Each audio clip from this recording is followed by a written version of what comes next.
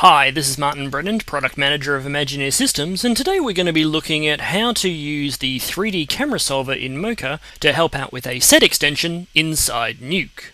Okay, so here we are inside Mocha, and we're going to track a city shot into the background of this scene. And obviously we want it to go behind the hills, and we want it to move correctly with the camera. So in order to do this inside Nuke, I'm going to actually do a 3D camera solve inside Mocha and use the 3D information to apply a 3D card extension to the background. So in order to do a camera solve, we need to track some objects. So this shot has quite a bit of parallax in it, so we're going to need to do at least 2 tracks to get a parallax solve. If we had a locked off shot where there was just movement in the pan, tilt and zoom, we could just track one layer and use the camera solve off that. But because we've got parallax in the scene, we need to track at least 2 layers. And in this case, I'm probably going to track about 3 because we've got nice big pieces of information in the foreground here. We've probably got a little bit over here we can use, and because I'm going to be placing my city card in the background, I'm going to track this hill back here as well, just to give me some extra information. So let's start with the foreground area here, where we've got a nice big piece of information to work with. If I just scrub through the timeline quickly, we can see that road is appearing at the bottom of our footage and then scrolling under the car. So in this case, I want to use an unlinked track because otherwise my spline is going to move under the truck and then get obscured. So let's set that up now. We'll come up to the X-spline tool and we'll draw a nice big rectangle on the road here. So right across the road, right up to the edge and off the screen, like so. And you can see I've just grabbed the fringes of this road to make sure I grab as much detail as possible. Because even though we've got a little bit of texture information going on in this shape here, the fringes really help to define that plane edge. The next thing I'm going to do is turn on my surface and just align the perspective of that surface to the perspective of the road. The reason we want to do this is twofold. We want to be able to see how our 2D planar track is going when we do the unlinked track, but we also want to be able to set up our nulls later to sit on that road correctly. So I'm just setting up a nice square that moves off into perspective so we can see how our track is going. So I'll turn on the grid too just to see how that's looking in horizon. We can probably go up a little bit further. If I extend that out, we can see how that's projecting, and that's not too bad, so I'm going to leave that there, maybe push it up a little bit further.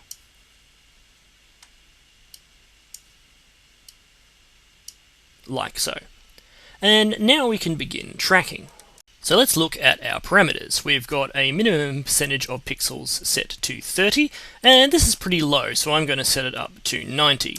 When in doubt, set it to about 90. It's going to be the nice balance between efficiency and accuracy. And I'm also going to set it to perspective, because obviously we're moving into perspective. Now, the last thing that we want to do is what we call the unlinked track. If I started to track this normally, the spline area, if I turn on my mat, this mat here would keep on moving with our track off into the distance, and then when it hit the truck, we'd run into some issues. So instead, what we want to do is come over to Link to Track, where we've got Layer 1, and I'm going to call Layer 1 Road, so we know what we're dealing with, and we can see Link to Track is now called Road. Instead of the road, we're going to set that to None. This means now that the spline area will not move as we're tracking, and what will happen is the road information will pass under the spline, a bit like a scanner, and it will keep on tracking the information that's passing underneath that surface. So let's start tracking that now, and you can see that happening in effect. So we come over to the track button, and we just hit track forwards. And now as we turn, and I'll turn on the mat again so we can see that happening, you can see that my surface and grid are moving with the tracking data and staying locked onto the original area that we drew, but our spline is staying in the same spot where we drew it. But we can see that that tracking information is moving correctly because it's getting new information on every frame that's passing underneath that shape. This is very, very useful when you've got to deal with obstructions like this truck, or you're dealing with a very close-in shot where you don't want to keep moving and animating your spline to keep locked onto the track. So we can see how that spline is staying locked down, and our information is passing under the truck without any problems. Okay, so I just stopped the recording to finish off that track, and you can see how that now is flowing across quite nicely. Now, before we continue, what we would like to do is actually re-link the spline with the tracking data.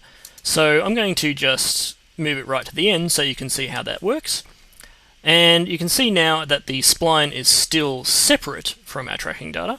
And if we come back to link to track and reselect road, the spline jumps back to where it should belong. Now you can see now that this spline is underneath the truck, but because we've already tracked the data, it's no longer going to be affected. So we can see now that spline is locked onto the tracking information without any problem. Okay, so we've got our first piece of tracking information done. So now I'm going to go ahead and track this little bush area over here. Now this is one of the areas which is quite interesting because the trees here aren't really planar, but this is one of those situations where we can trick the planar tracker into just thinking the data is straight planes. So I'm just going to draw another spline here, just onto this tree area. And again, I'm going to move my surface into perspective to about where those trees are lined up.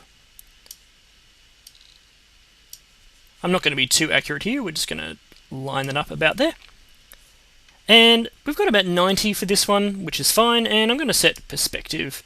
Now, I've accidentally started to draw my spline away from one of the endpoints, so I just need to track backwards and forwards. So I'm going to call this layer trees, and I'm going to turn off the cog for the road because we've already tracked it. Very important to do that because otherwise you'll start tracking it again. And I'm going to go back to my trees, and I'm going to track backwards first. So that's tracking along quite nicely. And then we'll start tracking forwards. So we can see here that even though these trees aren't really pieces of planar data, the tracker still thinks they're planar because we've just said go ahead and track it. So you can kind of fool the planar tracker into thinking something is planar just by trying it out. If sometimes it won't work, sometimes it will, but in this case, because we don't have much parallax going on in the texture of the trees here, we're actually getting a really easy track down. So finally, what we want to do is draw a shape in the background to track the hills here. So for the back hill, we want to quickly scrub and check, and we can see a little bit of subtle parallax happening between this hill and this hill. So I'm going to draw quite a small shape here. I'm going to come around here and just track this area here. I'm going to avoid this power line here just to make sure that it doesn't throw off our track. And again, we're going to align our surface to be approximately where that hill is lying. So I'm just going to line that up about there. Just because this hill is sort of facing up this way, we might want to turn it just a little bit more just to fit that slope a little bit better. Like so. And we can begin tracking that one too. So I'm going to set that one to perspective. And again, I'm going to turn off my trees, and we'll call this one back hill. And start tracking forwards. Okay, so I've stopped the recording again so you didn't have to watch a boring tracking process. And we can now see we've got 3 separate layers ready to use for our camera solve. Now the first thing I'm going to do is turn on my surfaces again and just make sure that my surfaces are small enough. Now you can see here my surface at the moment, it's kind of peeking outside the shape, and we want to, when we're doing a camera solve, make sure it's inside our shape and actually reasonably small. We want to keep surfaces small because the camera solver needs to work out the projection of these nulls, and the smaller the surface, the more accurate the nulls are going to be. So if we look at this one's actually not too bad, and over here we can probably keep this one about this size. So now that we're happy with the position of our surfaces inside the shapes, I'm going to now select all the layers and move across to the camera solver. So I'm going to select the back hill, hold down Shift and select the road to select everything, and I'm going to come across to the camera solver. Now, once inside the camera solver, we can see it's set to auto. Now, we could go ahead and use auto to get the best guess possible, but in this case, because we've got such large parallax going on, it's actually fairly obvious which one we want to use, which is, in this case, large parallax. Now, I don't know what my focal length is, so I'm actually going to hedge my bets and select all of them. I know the camera isn't zooming, however, so I'm going to leave that one off. So once we're happy with our settings, I'm just going to click Solve. So it'll take a little while. You can see it's churning up here in the corner. With the scene this size, though, it'll solve pretty quickly. So we can see here we've got a solve quality now of 98%. 98% is obviously a very good solve, and you can probably get good solve quality right down to about 85%. If you start to get below that, you might want to try tracking something differently or adjusting your surface points a little. So, once we have our camera data solved, we can now export out to Nuke. I'm going to keep my layers selected and click Export Camera Data. Now, under the Export Camera Data dialog, you'll see a format called FBX 6.1 3D Data. You don't want to export this one out to Nuke specifically because Nuke supports a different axis to this version. So you just click the drop-down, and we come down to the same FBX data except for Nuke 6.3 v7. The reason it's 6.3 v7 is because this version and above supports FBX correctly. I'll be using Nuke 7 in this instance, but it's good to know that if you've got 6.3 v6 or below, you're not going to be able to get accurate data with this FBX format. So I'm going to save that out, and we'll just name it, and press return. So, now that we've saved out our file, we can go across to Nuke and begin the 3D setup.